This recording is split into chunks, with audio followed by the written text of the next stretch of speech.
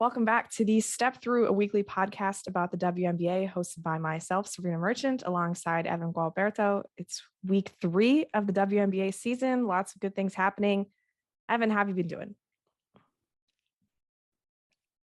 Restraining myself from getting overexcited about players that looked good, trying to talk myself out of looking past teams that have looked bad.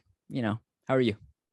I mean, we're already a quarter through the WNBA season in some respects, right? Like 1 month out of 4 before the playoffs start. On the one hand, I'm trying not to read too much into things, just like you said, but also like I see Kennedy Carter curling off of Liz Cambage in the post. I'm like, yeah, that's a thing we can use, But yeah, speaking of Kennedy Carter, just let's put her block on Skylar Diggins-Smith here just for perpetuity, because that was one of the funniest plays I've ever seen in person. I thought Skylar was awesome in transition the entire time against the Sparks on Wednesday. She gets Brittany Sykes with a fake, and then Kennedy just smashes her. And Skylar is so actually impressed by the effort that she even smiles at Kennedy when she looks up and sees Kennedy scouring at her. Fun times all around. We're big Skylar Diggins-Smith fans here, so oh yeah, no doubt. Notre Dame, big Notre shouts. Dame. They should just like greet us very fondly every time we step foot on that campus, you and me, Evan. Yeah, if that were to ever happen. We're there so often. But yeah, so I mean, besides finding little things to spark joy for you, what's impressed you so far this week?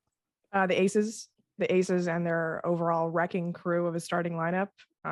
It seems borderline unfair at this point that they have decided to start their best players. Kelsey Plum and Dearica Hamby not having to wither away on the bench really makes the Aces even more terrifying. The beatdown that they imposed on the Sparks earlier this year, setting a new franchise record with 39 points in one quarter. Again, 10-minute quarters, 39 points in one quarter. That means they're basically scoring 2 buckets every minute, which should not be possible with a 24-second shot clock. It's embarrassing. The way Asia and Chelsea were just dancing and clowning on the Sparks during the game, then realized that they were being showed on the Jumbotron dancing and mildly embarrassed with themselves for having so much fun. It's a really, really impressive team. The fact that they just decided to start taking threes and all of a sudden, wow, so many things have opened up. I mean, just a couple statistical things, for those who are interested, they have the best offensive rating in the league by a mile. Best assist to turnover ratio, best defensive rebounding percentage, the lowest turnover percentage, the highest effective field goal percentage, highest true shooting percentage. I mean, you'd think a team that is just learning a new offensive system would have maybe some growing pains, but no, they look incredible. I maintain that they should be the defending champions, and I'm still a little confused as to why they're not. But I mean, they are the team to beat for me right now. I know I always go into every season saying as long as Brandon Stewart's healthy, I'm picking the Storm. I don't know if I can do that this year with the way the Aces look. They just look unbelievably good. And I mean, now they're going to get Raquan Williams back soon, which adds just a little bit more depth. It's scary. It's very scary. And I can't wait for Aces Sun. Absolutely cannot wait, because that has always been Las Vegas's kryptonite. Yeah. I mean, we can announce it right now. I think game of the week, right? It has to be that. Yeah, I flubbed it last week because I said it and then I had to cut that part out because I don't know, I moved the mic too much.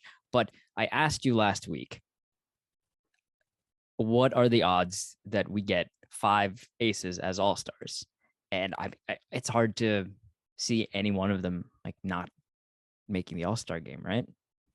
I mean, 3 of them are already all-stars from last year: Gray, Hamby, and A'ja Wilson. I think Gray and Wilson are obviously no-brainers. I think Plum and Young are no-brainers. I think Hamby really is the one to me where you might consider not putting her on the all-star team just because her stats don't jump off the page. And I honestly think just being in the starting lineup, she's asked to do a little bit less than she was, anchoring those reserve units. So I think 4 all-stars is probably a safe bet right now.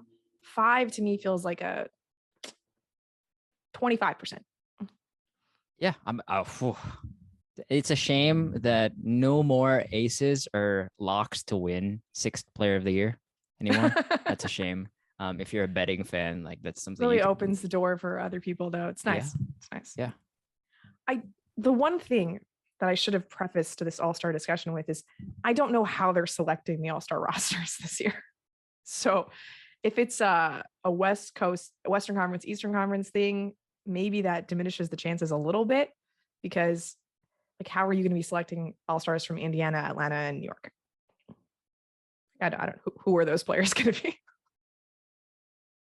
So if it's just like top 24, I'd feel much better about that 25% than I would as a West East thing. So I should have prefaced that by saying, once I know the format, I can give you a better idea of who is going to be an all-star from the Vegas Aces.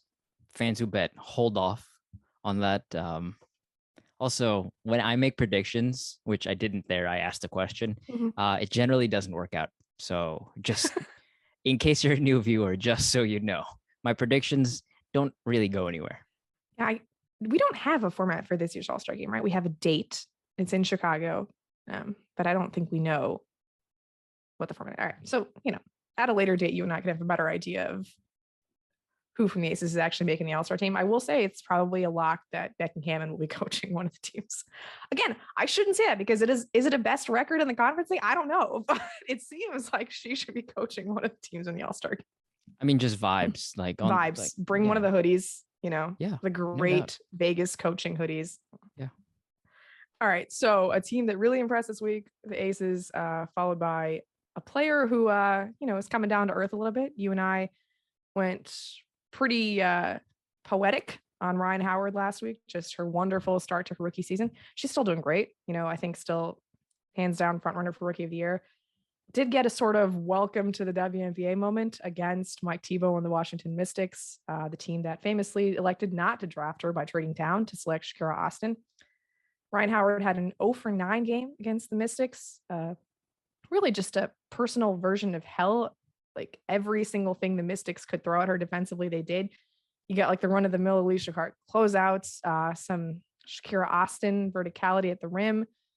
There was a play where Myisha Hines-Allen just stoned her in transition. It was kind of funny. We got the stare down from Myisha on Rhyne Howard. Elena Deladon even had a block on Rhyne Howard on the perimeter that led to a fast break bucket on the other end. I use fast break loosely. There were a couple offensive rebounds that led to a bucket for Washington, but whatever. The point is, the Mystics really know what they're doing defensively, and the personnel that they have now just absolutely enables them to do so many things, like so many different coverages. Their defense best in the league so far. Again, the only team to have beaten the Aces thus far this season. It's really, really impressive. I thought that like they'd be more of a conservative type of defense with like Elizabeth Williams in the center and just like walling off the paint, things like that, and just some athleticism on the perimeter with Natasha Cloud and Ariel Atkins, but like they're moving all over the place. The fact that Austin is still starting, even with Williams back stateside, is maybe the Mystics knew what they were doing taking her, but she looks great defensively. The whole team looks great defensively. I'm sure there was like a little bit extra motivation going up against Rhyne Howard, but even so, they've looked this good pretty much every night they've gone out. For as great as the Aces, look offensively, that counterpart defensively with the Mystics is almost equivalent. Yeah. So I heard about this a bunch in our, it's not a spoiler. We've announced our game of the week already. We're talking Sun Wings, both games, but it was referenced multiple times in my Sun game, their second meeting, that the Sun are the second best defensive rating team in the W, and they're the second best scoring defense in the W.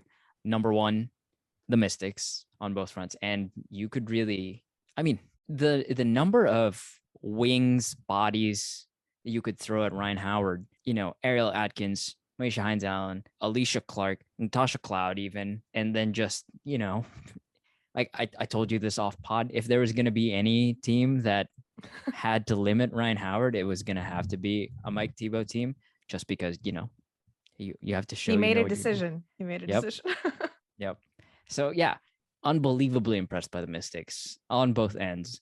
Obviously, that bubble season showed us that Mike Thibault can turn any team into an offensive juggernaut, but the way they've impressed defensively, I'm super impressed.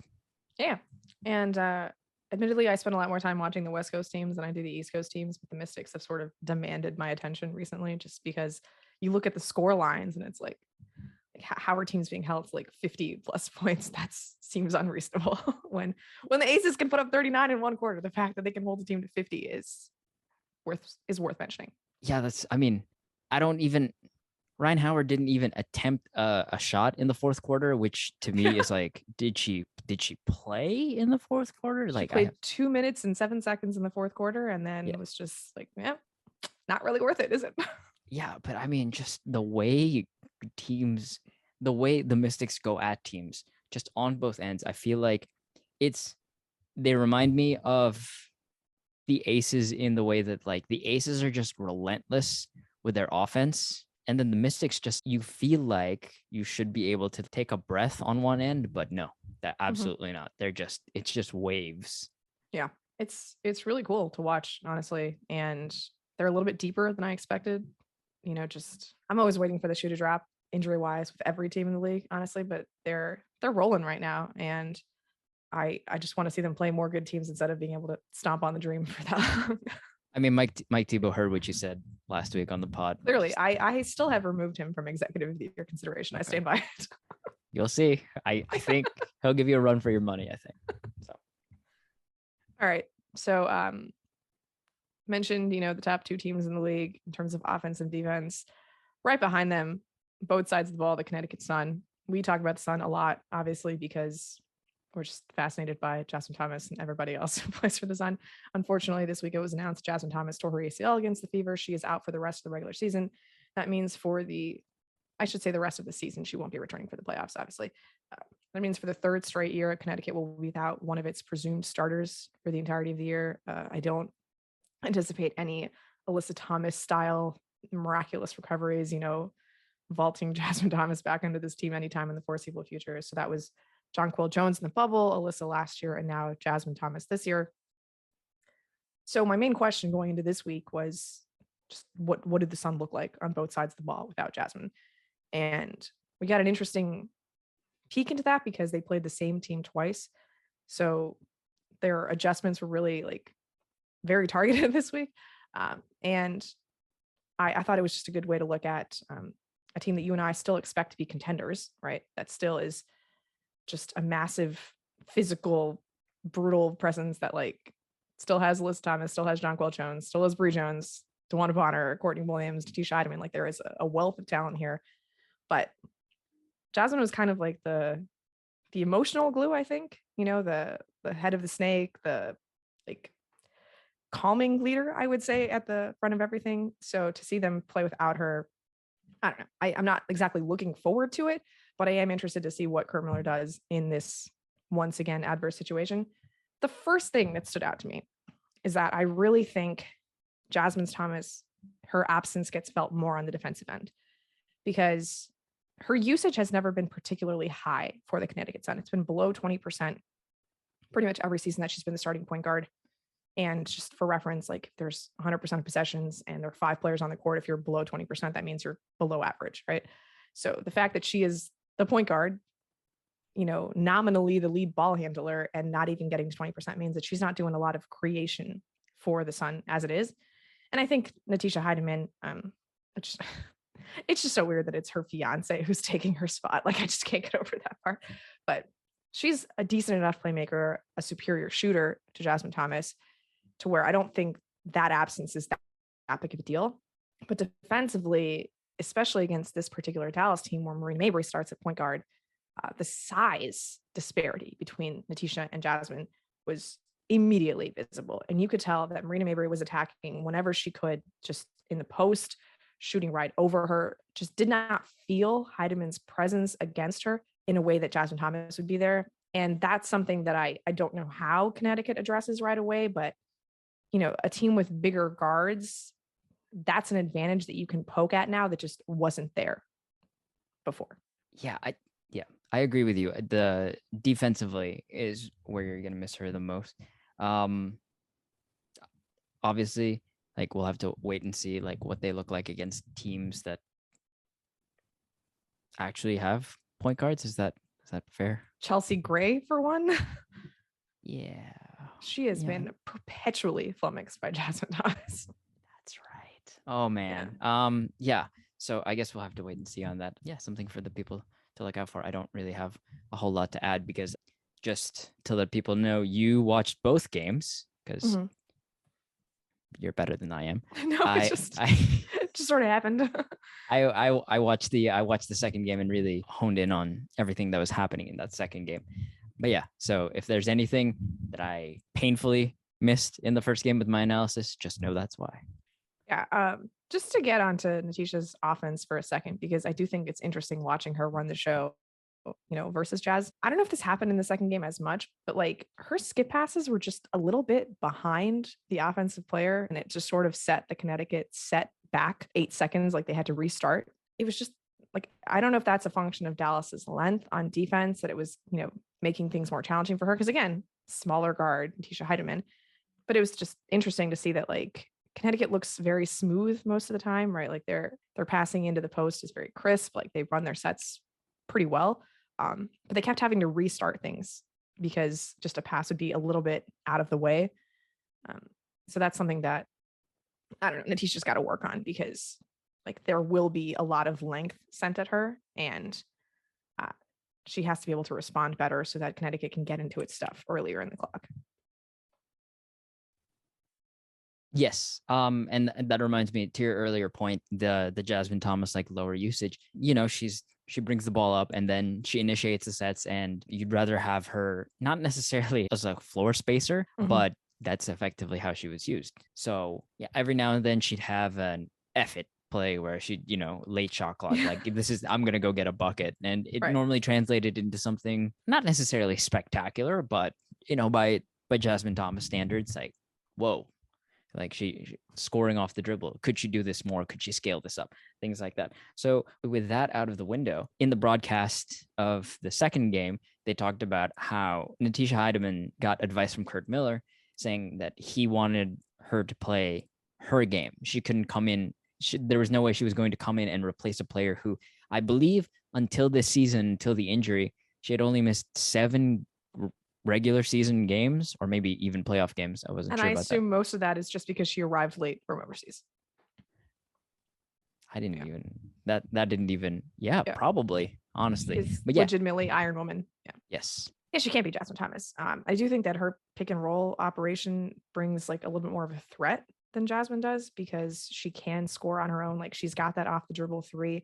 She a little bit shiftier getting into the lane. I just think that when the hedges come, I'm interested to see how Hiedeman responds to that level of pressure, because Dallas was getting her a little bit rushed, in that first game. Obviously the second game did not go as well for the Wings, but that's something that we saw affect Connecticut last year, even in the playoffs with the Chicago Sky. So to once again have that option against a little bit more minuscule point guard is, something I'm sure Connecticut was not looking forward to. But that's another thing I want to talk about with Dallas, actually, just defensively. So the first game, they make their big run in the third quarter with Arike off the floor.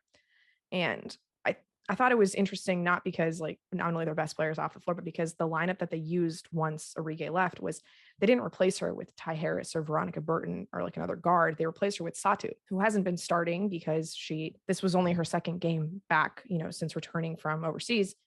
And that gives you a lineup of Mabrey, Alicia Gray, Satou, Kayla Thornton, and Isabel Harrison, which is so big, so switchy, and just super athletic at every position. Like maybe Kayla Thornton and Isabel Harrison are a little bit undersized for the 4 and 5, but like every single player you could trust getting out onto a guard or, rotating. And I think it was that just overall athleticism, that overall, like we can just apply so much pressure at every single point on the floor that really flustered Connecticut. And kudos to Vicky Johnson for like doing something a little bit different when they took Arike out of the game, because Satou was wonderful in this game. She did pick up her 6th foul with 7 minutes left in the game, and I don't think played very much at all. But whenever she did, just a matchup nightmare for whoever tried to guard her on Connecticut. I just really was impressed by the level of activity Dallas had on the perimeter in that game, and the way that they were able to just get up on every single Connecticut ball handler. It's a lineup I'd like to see more often. Honestly, it doesn't seem feasible, because how often are you going to be benching Arike for substantial stretches of the game while the rest of your starters are on the court? But just a look that I don't think we've seen from the Wings very often, and very much to my sensibilities, like the all wing, super switchable, super aggressive lineup. It's the way Dallas likes to play too. They're always super aggressive, and this size allowed them to be aggressive and cover their bases, I think, more effectively. Yeah. I mean, putting the Wings in Dallas Wings, right? Yeah. I have no, it in my notes several times. I didn't want to say it, but thank you for saying it. got you. Yeah, I really enjoy the lineups where it's Allisha Gray and Satou, and you kind of just give them license to operate as ball handlers, as attackers. I would not, it's no slight to Izzy Harrison and Kayla Thornton, but they are, like you said, undersized. And I mean, especially against a team like the Sun, good Lord, the size the Sun can throw at you. Yeah. But those two as wing operators, with the shooting that Arike and Marina can bring. You talked about it with this lineup without Arike, but that's my ideal for Dallas. And I think we talked about this last year, but it's just like you have to figure out a way to get those lineups to play, to get those four to play together. Is Tierra McCowan the answer in that fifth spot?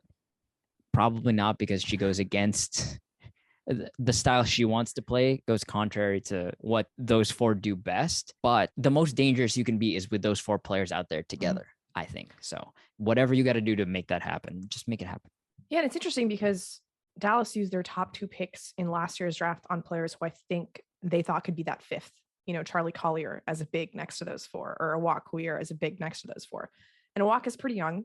You know, I'm not going to like rule her out as a potential option next to those players at some point in the future, but like, she's almost too young for the rest of their timeline. You know, like Allisha Gray was drafted in 2017 as a 4-year collegian, and Awak Queer is 6-7 years younger than her. Like it's meaningful. And I kind of just like Izzy Harrison among the options that they have. I don't know that we've talked about it on the pod, but like the Athletes Unlimited crew, the way that they've shown up to start this season, just the physicality that Izzy Harrison brings, even at her size, is really, really impressive. I thought one thing that Dallas did supremely well in both games actually was just crowding Jonquel as much as possible. Like they don't have a player, when you're not going to play a Tierra McCowan, they don't have a player who's her size who can just go one-on-one against her. And frankly, even if you have a player who's her size, you probably can't guard Jonquel one-on-one. But just the crowd of bodies they put at her, keeping her off the offensive glass, just making it difficult for her to even get shots up when she was right at the rim.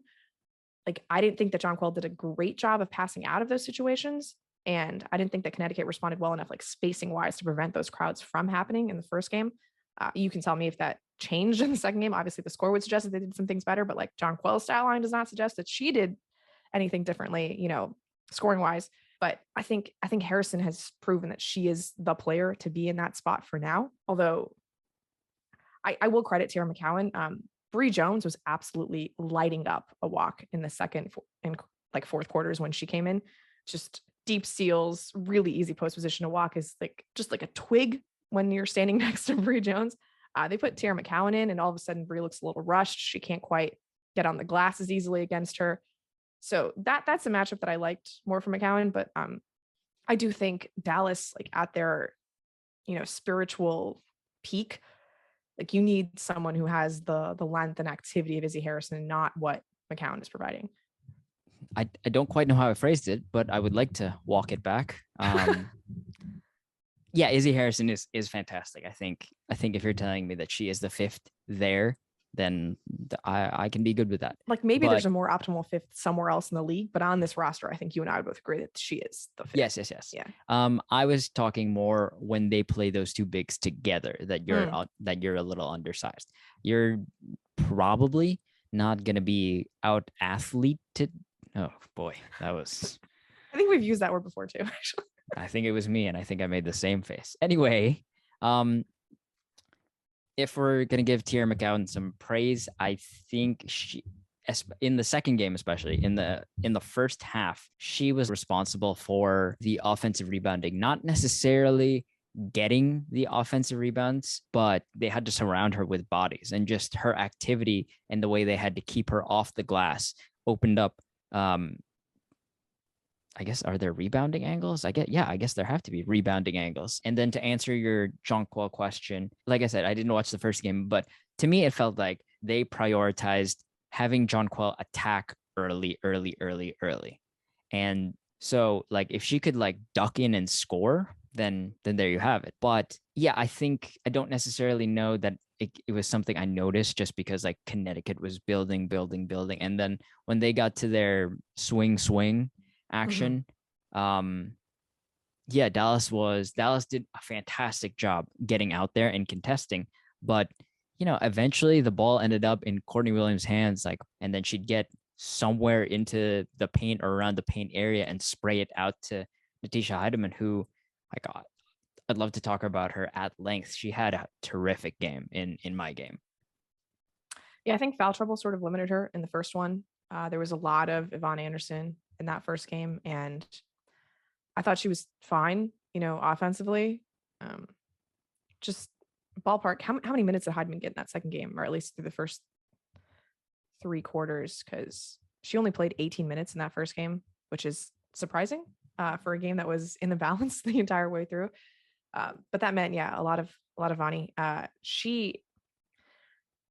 There were some plays where I thought, okay, this is a totally adequate pick and roll creator. Her jump shot looks fine. And then there are some plays where Arike is just blowing by her every single opportunity she gets, and using her strength to just knock her off of her path. And I'm thinking that Yvonne Anderson is never going to be a credible defender for the Connecticut Sun, but it's also Arike Ogunbowale, and maybe I shouldn't judge a rookie guard against maybe the best isolation perimeter scorer in the W. So I'm still not quite sure if Yvonne Anderson is the right answer.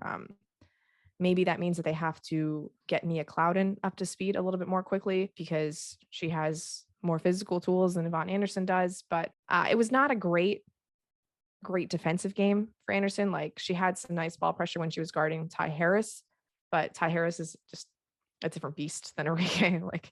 It's an entirely different matchup that you're trying to deal with. The problem that I had with Connecticut in that first game is when Hiedeman is off, where does the creation come from? And yeah, sometimes Courtney Williams can run pick and roll, but that leads, I don't know, it leads into a lot of long twos that I'm just not super happy with. I like her being the secondary creator.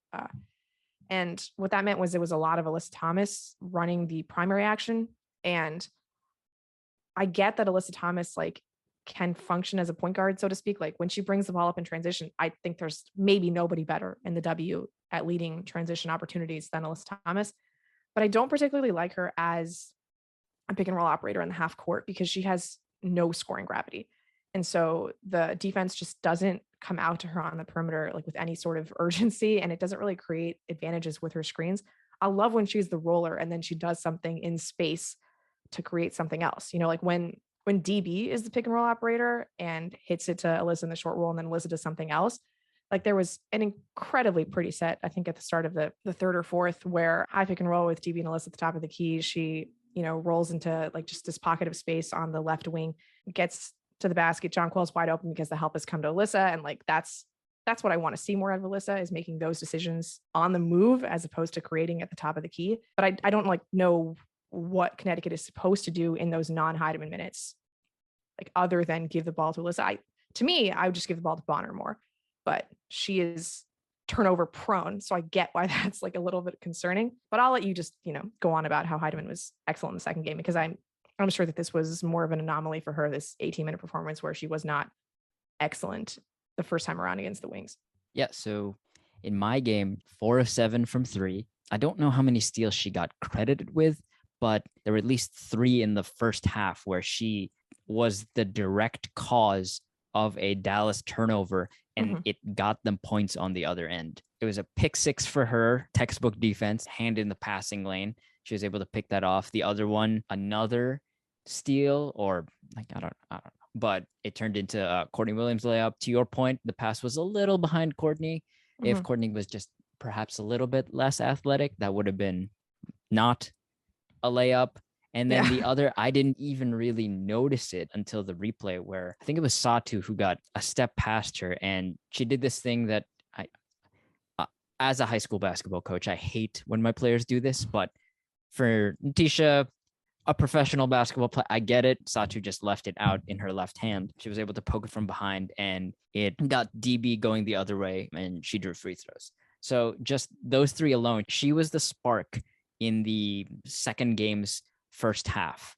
And obviously she spaced the floor. So yeah, I think her and DeWanna Bonner were the biggest difference between the 2 games based on what I heard on the telecast. Now, from what I watched, DeWanna was just an incredibly different level of efficient in that second game than the first game. And sometimes that happens, like you just don't have the jump shot going. But I thought her energy was just much better in the second game.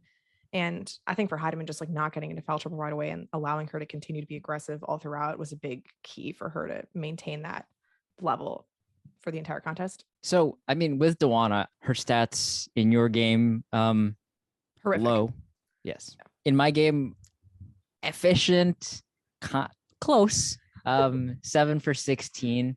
When you take as many just YOLO shots as DeWanna Bonner, I think 7 of 16 is pretty efficient. That's fair. Yeah. But I mean, it was more of her energy, her engagement.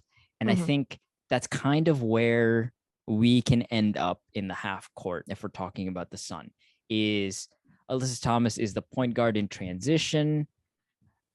And then you have enough great coaching, great sets, and enough floor spacing threats in, Jonquel, Courtney Williams, Natisha Hiedeman, that you can figure stuff out. And then obviously you can play out of the post or use the post as an offensive hub.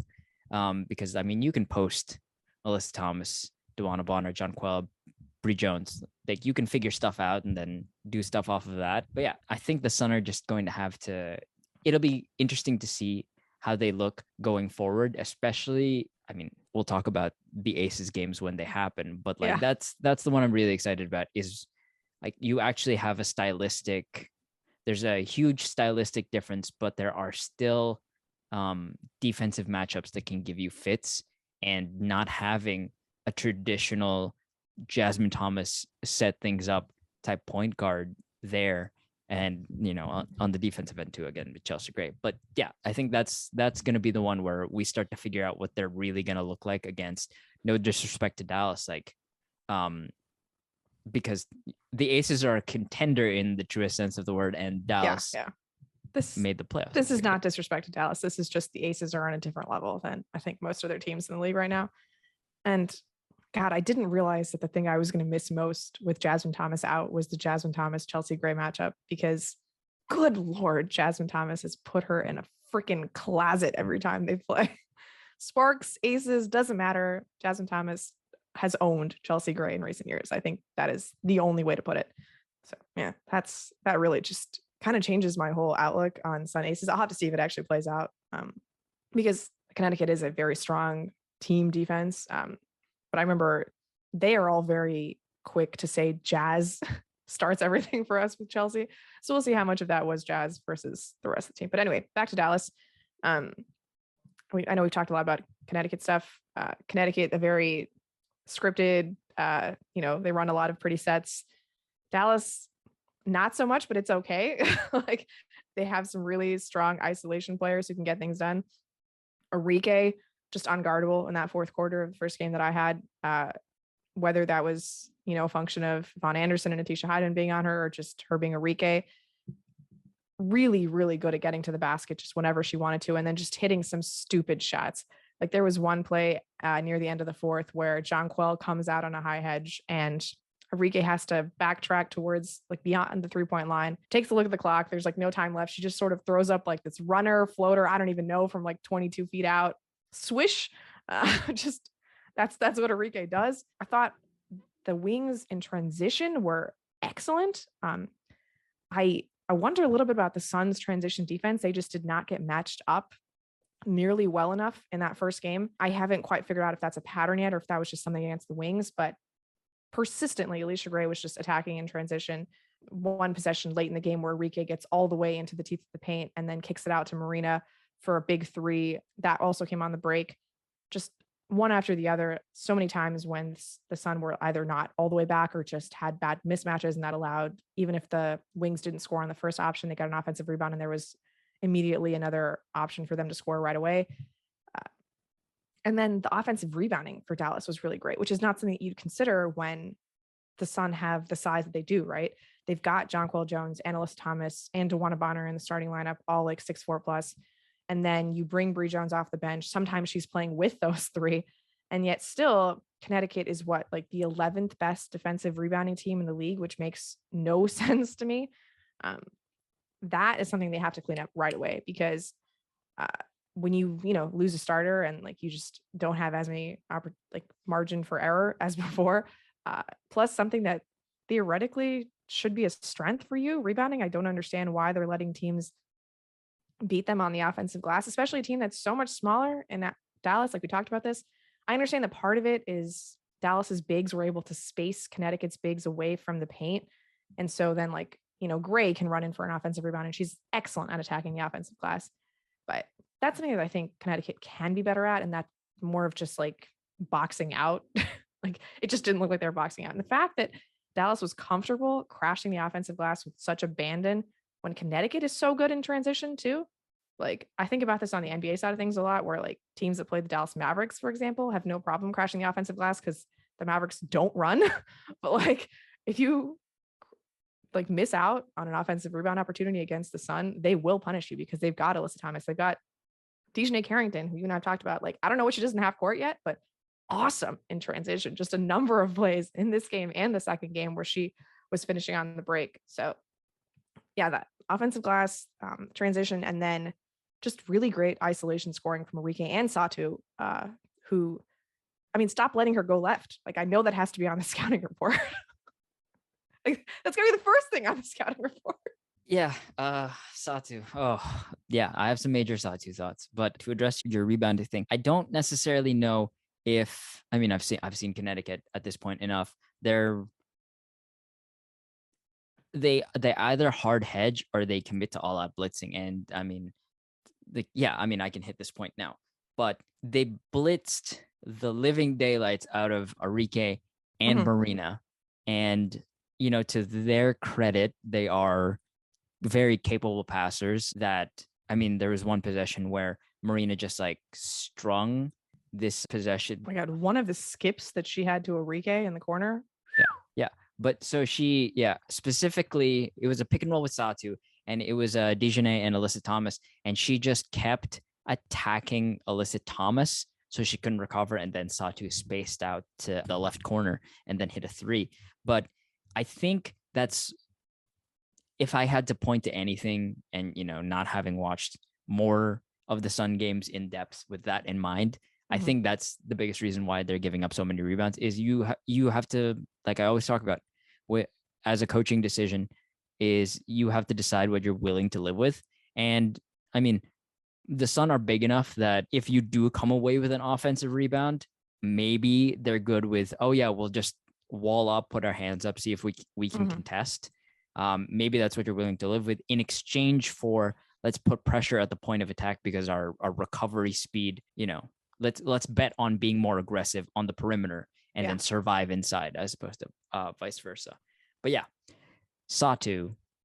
Just real quick on that bet. I don't think it worked out for them in the first game because they got beaten by like nearly 10 on second chance points. So, you just gotta be better, I think. Like, I understand the premise of it, but like if Dallas is getting the second shot and then also not facing resistance going back up the second time, like that's a problem.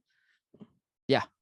I agree. So, I mean, it's like, I guess that's the most fun part for me about like these like back-to-back games, these, as you referred to last year, like playoff style or baseball style, like, you face the same team again, is you see what adjustments can be made against this team. And I guess in transition, you're talking a lot about Dallas in game one in transition. Connecticut in transition in this game was killer.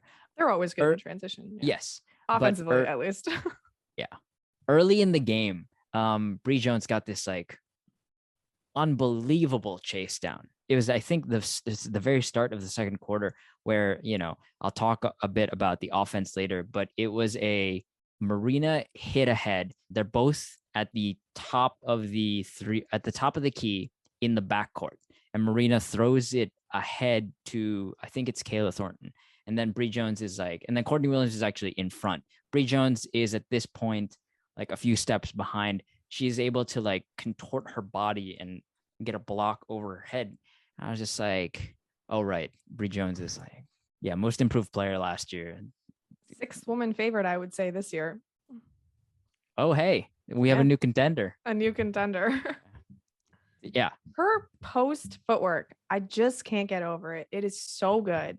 Her seals, oh my God. Like John Quelch should learn a thing or two from Bri in terms of her footwork, because the way that she just gets her position right away, I just can't get enough of Bri Jones. I've talked so much about Bri Jones over the last year, and like the fact that she gets to come off the bench now and go up against opposing like second units. What a gift. What a gift. I mean, not against Dallas, right? Because, I mean, if it's against, a walk and Charlie Collier, sure. well, yeah. But, I with think Tierra they McCowan. realized it was a lot of Tierra. Yeah. Yeah. So that was, but yeah, I think that's it. I think having Bri Jones there, and it's just a change up, because like, not to say that Bri Jones has, well, I guess I could ask you this. Would you say Bri Jones has more scoring gravity than Alyssa Thomas further from the basket? I'd say at least at the elbow. Sure. Yeah. Yeah. I mean, you're not gonna really. Bri Jones is not taking threes. No. There was a moment at the beginning of that second game, actually, where she had a very open shot from the wing. And the announcers were like, she works on that shot in practice, but had zero intention of taking it in a game. Yeah. Yeah. I think there's something to that. But so Connecticut, this game, in the second game, basically attacked and was extra aggressive with Marina and Arike. They blitzed, and they basically said, hey, if your other players are going to beat us, they're going to beat us. Marina went off in that first game, right? In the second half. Yeah. Yes. She did not do anything in the second game. Yeah, she didn't even score her first field goal until the fourth quarter, I think. Mm-hmm. And by then it was well and truly over. But the bet Connecticut made was that Allisha Gray and Satou, as your release valves, won't be able to kill us in the way that, the two Notre Dame guards did in the first game. Allisha Gray got up 11 shots. Each of her makes impossibly difficult and more difficult than the last. Mm-hmm. Satou got up 16. And it's not as if they were bad shots. They came in the flow of the offense. But, you're willing to live with those shots as opposed to, I mean, from range. That defense was just like immediately there to start things off, right? I don't think they scored outside of an Allisha Gray three-pointer. For like the first 5 minutes, it was just two Allisha Gray threes that were propping up the offense, because they were insistent on getting those two guards out of it. Because I think, like you said, it was an adjustment after that first game where, especially in the second half, when Marina and Arike got to run their own units, separate from each other, and just take their shots every single time down the court. You just can't get beat the same way twice in a row, I guess.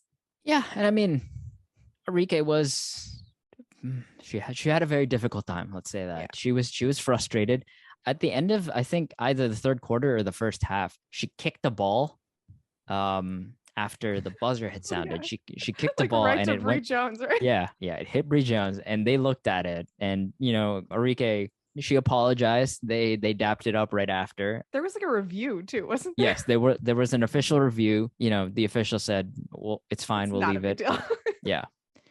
Yeah, but yeah, that should let you know how frustrated Arike was. So this was a cool stat with, I think, just under 3 minutes left to play. So I think if any of the three, Allisha, Arike, or Marina, scored anymore, I apologize. But I think in the first game they combined for 53 points. In the second game, 29. Damn. So that's the game. Yeah. As long as we're including a footage of Arike kicking the ball at Brianna Jones, I think we should include footage of DeWanna Bonner getting so irate at the refs in game one that she like flung herself onto the floor, which was just one of the funnier reactions I can see to a referee complaint in some time. There's a twins tantrum joke in here somewhere. I'm not gonna. I don't know what it is either. Yeah. So that's what I got. Who in that first game, like, what did the offense look like? For which team? I know you said, sorry, the Wings, because like I know you said it was a lot of isolation scoring, but was it they strung the Connecticut defense out and then attacked, or was it just like, oh yeah, we'll come down? Some of it was just like, give me one screen and I can attack. A lot of that, which is fine. Like Satou can do that. Arike can do that. It didn't seem like in the fourth quarter, especially, it didn't seem like they were manipulating the defense so much as, oh, we think that we have you on your heels right now, and we're just gonna go for the basket as much as possible, which is fine when you have the players to do that. Like, go for it. But yeah, it seemed more of just like, we have the individual talent and I think stamina to beat you right now, and that's, we'll just keep attacking our advantage as long as it persists.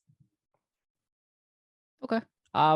Yeah, that's, I think the biggest issue with Dallas is if you're a fan of the show, if you're a fan of season 1, hello, hi. Thank you for coming back. I was a little frustrated with Vicky Johnson's offense last season, and I am very impressed by their defense this season. Oh, it looks great. But there are moments where Dallas will do something offensively, and I'm just like, can we do more of that? I'll talk about it more later with some of the sets. I have a few for Connecticut and I have a few for Dallas. But I guess the other thing is like pace of play. Connecticut made a more concerted effort to like attack, get out and run. And that's the only thing I've heard on a consistent basis when I watch Connecticut games is like they're looking to push the pace. Curt Miller says pace, and he has this what team is not looking to push the pace? Yeah. It's like that thing in college basketball when a new coach gets hired, there's like, we're gonna run faster. We're gonna pick up we're gonna push the tempo. But yeah, Curt Miller has an acronym, like each letter in PACE stands for something, and I'm sure it's coaching nonsense, and I'm sure I'll love it when I remember what it is. But like, what was it like in your game? Because the reason I ask is like right off of tip-off in the second game, Alyssa Thomas corrals the ball in the corner and immediately drives and finishes over 2 or 3, and they were just looking to go. Yeah, I don't think it was the same in this game. Maybe more in the first half than the second half. The first half is when Connecticut built that 12-point lead, but they just weren't able to get enough stops, honestly, to push the pace to that respect. Like, I think there were 5 fewer possessions in my game than in your game, which doesn't like seem like a lot, but like, just when you think about it, that's a big gap in terms of like average number of possessions per team. Yeah, they couldn't stop Dallas at all. And Connecticut's offense really relies on rebound, get out and go. Like, that's what Alyssa Thomas does. They're just not nearly as impressive. I mean, no team is as impressive against a set defense, especially against a defense like Dallas's, as you and I have mentioned, that has specific advantages to make Connecticut's life difficult. But yeah, that pace was not there at all. And in the half court, I'd mentioned this earlier with Hiedeman, just like not quite being on like her best passing game. And then Yvonne Anderson, there were a couple miscommunications with her and Alyssa Thomas, just to be expected, because like this is a player who is not expected to run offense. So any team, I think, looks better when they can get out on the open floor and run. I don't think that's particularly like groundbreaking or anything, especially a team like Connecticut that has the engine in Alyssa Thomas and players like DiJonai Carrington and Courtney Williams who just love getting out in the open floor, even if Courtney Williams will turn some of those into long twos. And it's Richard Cohen wrote about this in his WNBA Dissected column this week, but it's maddening. But yeah, that was not something that was like visible, especially later in the game against Dallas in the second half. They did not have the ability to get out early on offense at all. For me, it was, they did, obviously. And they won by quite a bit. But I think the difference is that the energy level gets you a little bit. We talked about this earlier with DeWanna Bonner.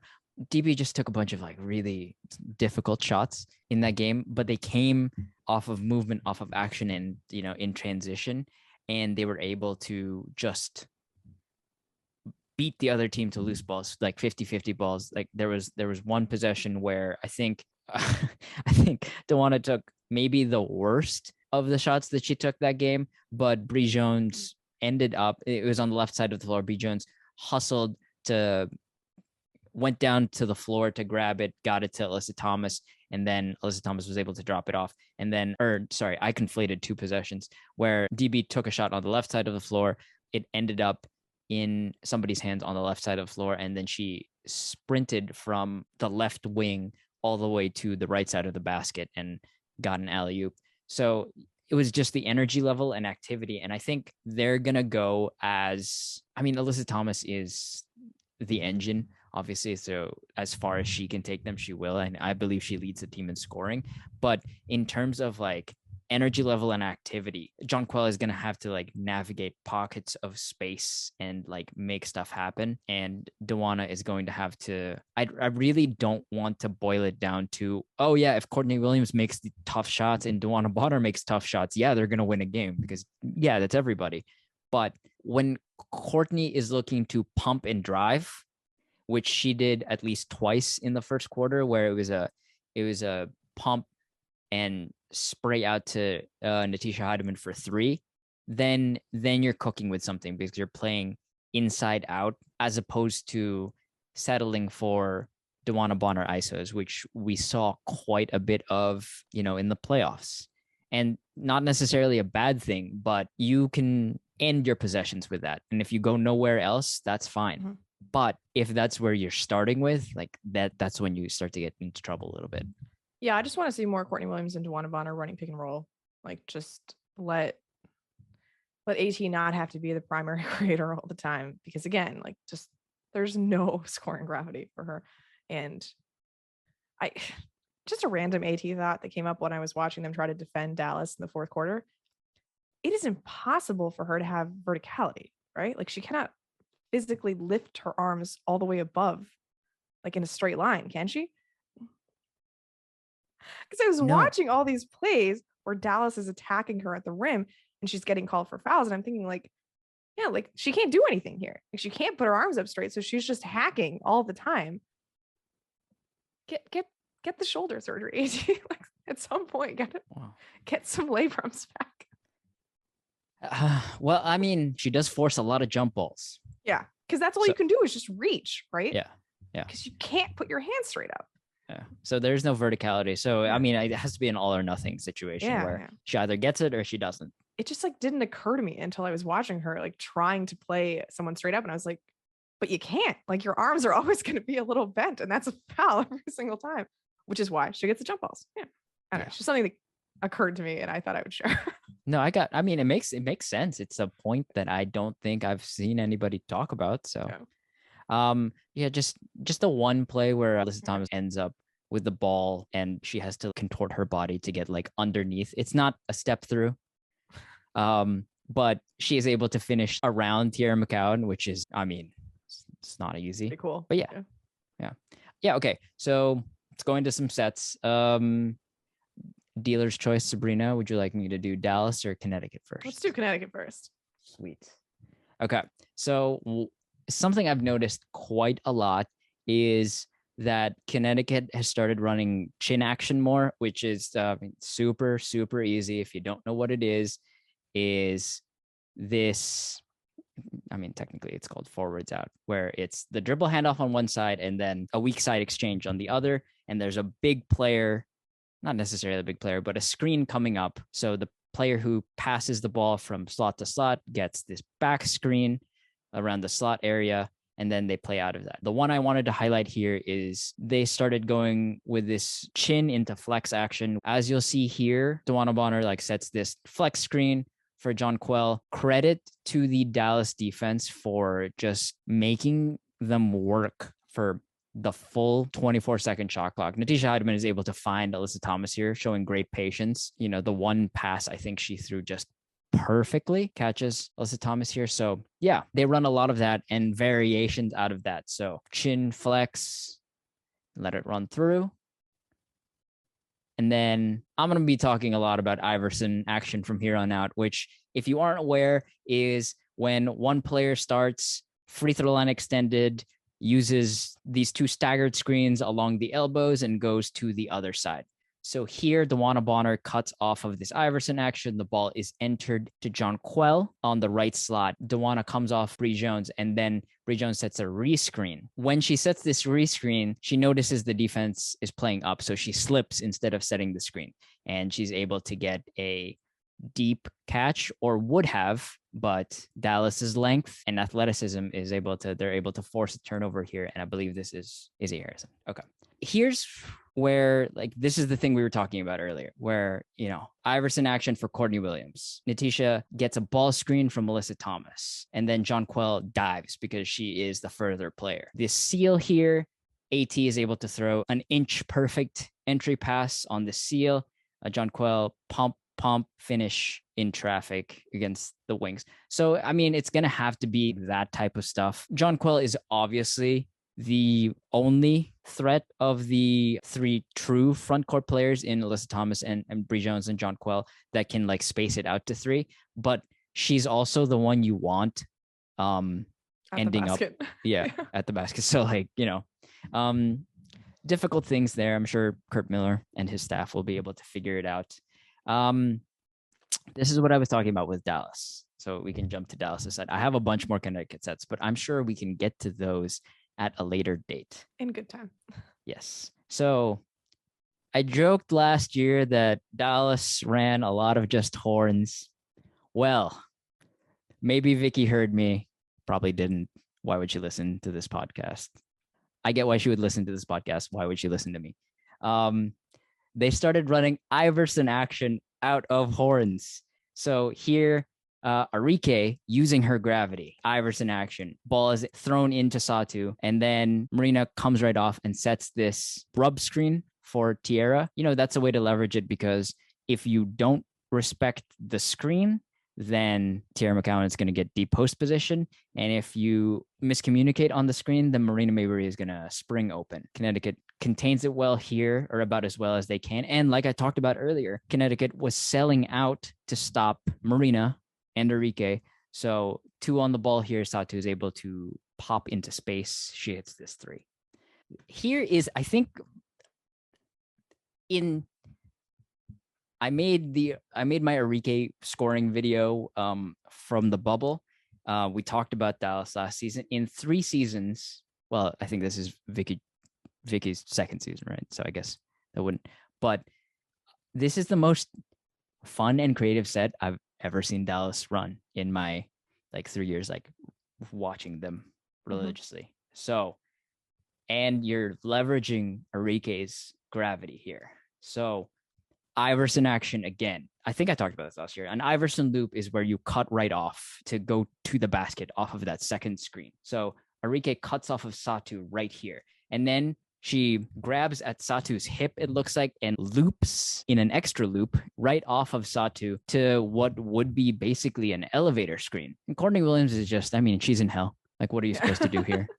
And Arike springs open. DeWanna Bonner makes that level of effort DB put in this game was the difference, I think. And you could see her closing all the way out. Arike hits the shot because, of course, Arike is going to hit this shot.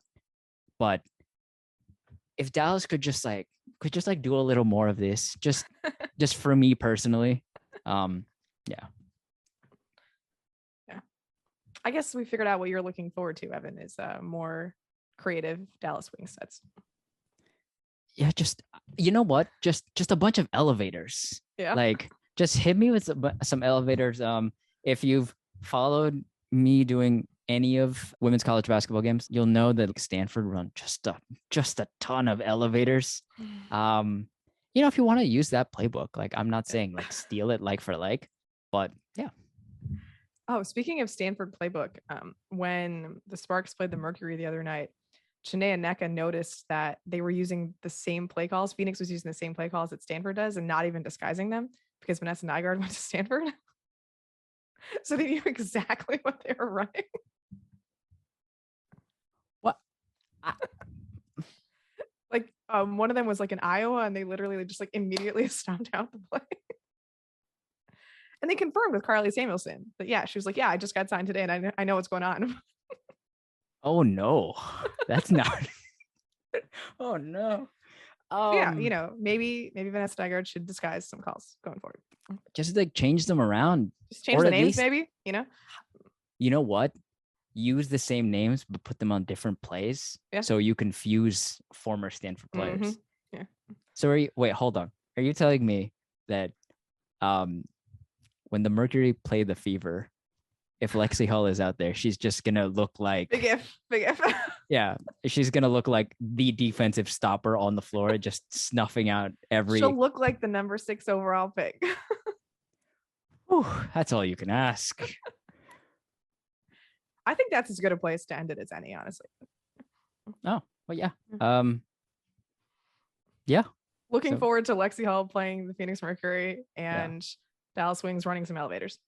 All right. Yeah. Well, Aces Sun next week. We'll see you. Bye.